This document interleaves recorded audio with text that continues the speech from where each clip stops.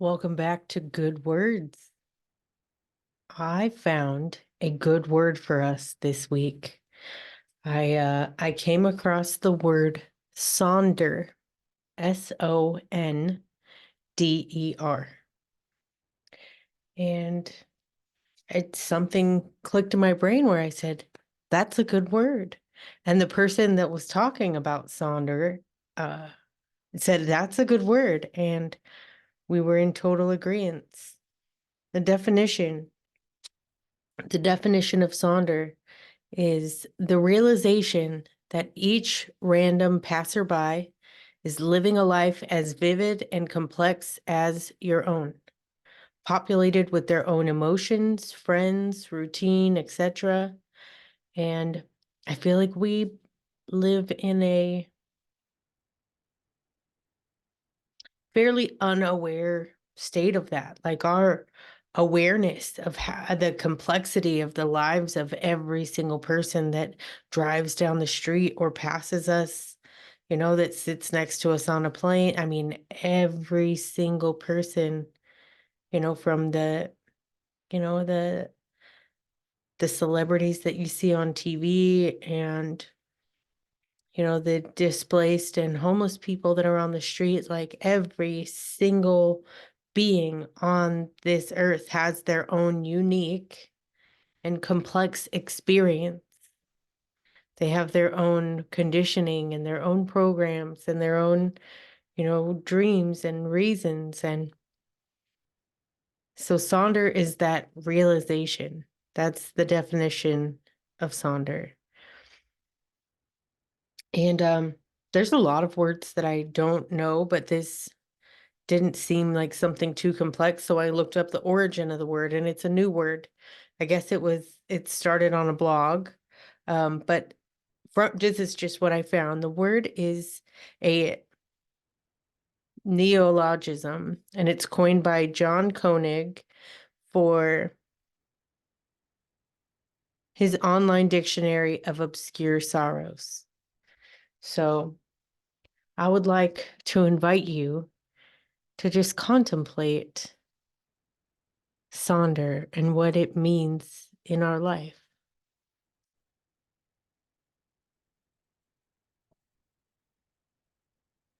I suppose I suppose it clicked. I think I like the word so much because it just reminds me that if everyone is having their own experience, everyone is just doing their best at any given moment. And that includes myself. And I guess that gives me an opportunity to give them and myself grace.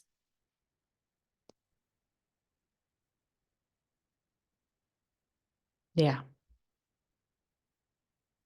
So what are your thoughts on Sonder? What are your thoughts on just that realization? I mean, we know that everybody is living their own life, but just taking a moment to just take that realization in that outside of our exposure or our experience with people, they have just these deeply vivid,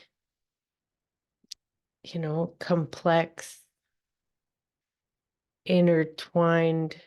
They just, they're having their own experience, and where they're at on their path or on their journey it's a completely unique to them thing. Even our experience of their experience isn't theirs. I just thought that was a really good word. Someone pointed out to me that there are a million different versions of us in the framework of everyone that meets us experiences us in their own way from their own point of view and perspective. So the only me that exists in my mind, like that's the only me, the true me. And every other version of me is, somebody else's interpretation, and it's based on their perspectives and their experiences and their relating to, their past. And I don't know if that makes sense, but when I meet you, I'm going to, either associate you with a past memory. Maybe you remind me of someone, maybe you sound or you look like someone, maybe I'm feeling insecure, maybe I'm feeling really calm and really peaceful. And so when I meet you, I am projecting all of that onto you, whether it's really good feelings, really not good feelings. But that's not necessarily who you are. That's just who you are based on my consciousness.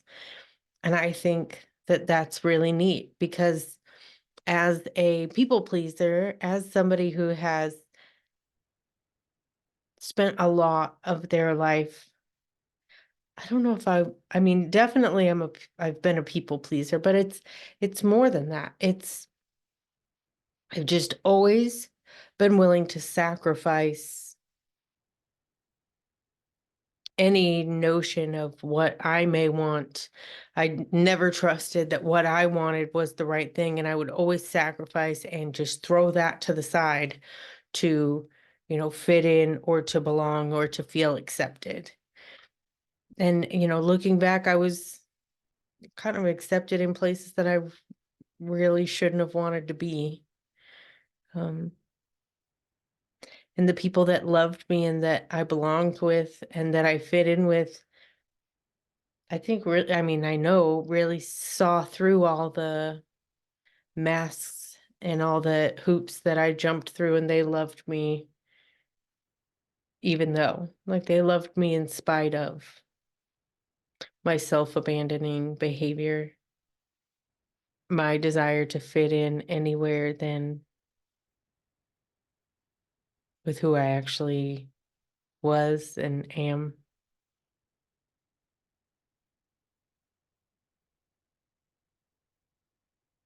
How does that sit with you? Where do you abandon yourself? And where are you recognizing and stepping into that? I'm learning a lot about myself as far as my desire for accountability. It's, it's a lot of checks and balances, it's not coming from a place of love. It's the desire for accountability, both for myself and um, the accountability that I desire others to take. That's definitely me passing judgment and, um, projecting onto other people. And when I remember, everything just feels better when it's coming from a place of love as opposed to a place of fear. Um, living from a place of abundance as opposed to a place of lack. Because there are things that we desire in our life, but if we focus on the fact that they're not there, then that is what we experience, is just their lack. And if we shift our focus to being so very grateful for the wonderful things that are happening in our life and that we do have, and the prayers that have been answered, and sometimes in my case, some of the prayers that weren't answered, mm, we have a chance to live from a place of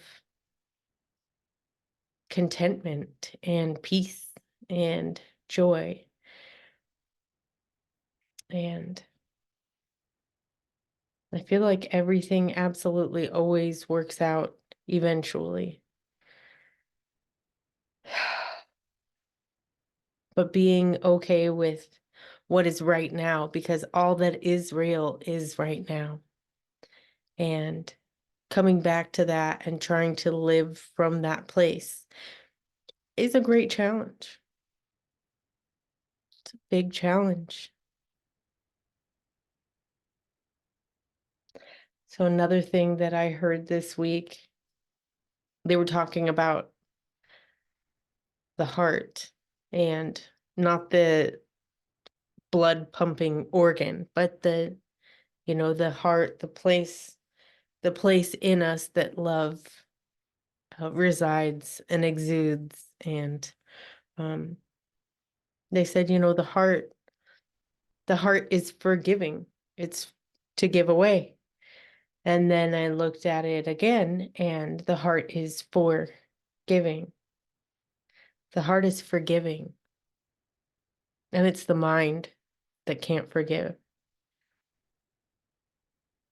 And that resonated with me because there are a lot of instances where my instinct is to forgive, and then my mind gives me all of the reasons why that is unacceptable and why someone needs to take accountability and they need to take ownership and they need to, make better choices and they need to live a better life and they need to treat themselves better. And I am going to punish them by withholding my forgiveness, thus shutting off my heart, which does not feel good to me. That is taking poison and hoping somebody else dies.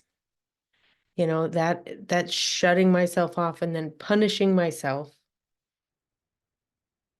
because I don't agree with someone else's choices, because I feel best when I'm operating from that place of love. And I say often that the things that we do, they're we do them because of who we are. They're a representation of us. It's not a matter of whether someone deserves, doesn't deserve, we are not anyone to determine somebody else's worth. But how we show up in the world is a representation of who we are and where we're at. And so when I'm withholding forgiveness, I am blocking my heart, and then I'm living from a place of fear and from a place of anger and from just it's an ego-based place to be coming from. And that's a hard one, though.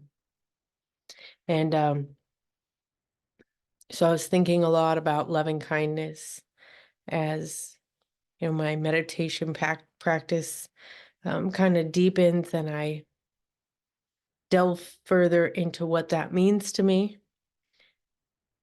And then I, of course, heard something that just totally made it click.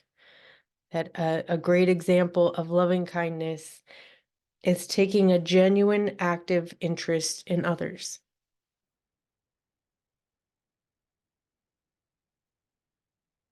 And I think I've always had that.